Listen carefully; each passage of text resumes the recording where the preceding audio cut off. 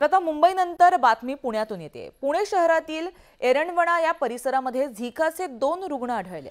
एक डॉक्टर आणि त्याच्या मुलीला झिकाचा संसर्ग झालाय।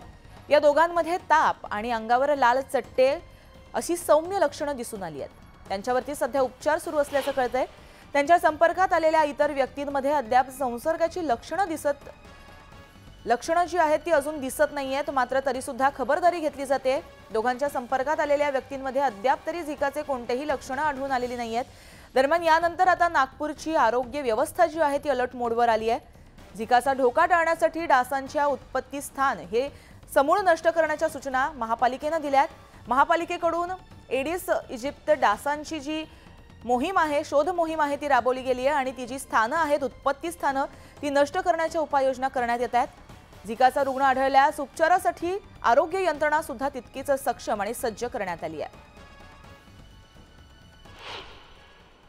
सध्या आपण ह्या दोन्ही एरियांमध्ये जिथे आपल्याला पॉझिटिव्ह रुग्ण सापडले त्या दोन्ही एरियामध्ये आपण कीटक प्रतिबंधक विभागामार्फत कंटेनर सर्वेक्षण ज्याला म्हणतो की घराघरांमध्ये जाऊन घरामध्ये पाणी साठवण्याच्या ज्या जागा आहेत त्या ठिकाणी जिथे मस्किटो ब्रीडिंग होऊ शकतं त्या सर्व ठिकाणं नष्ट करण्यात आलेली आहे। फवारणी इन्सेक्टिसाइड फवारणी सुद्धा केली आहे।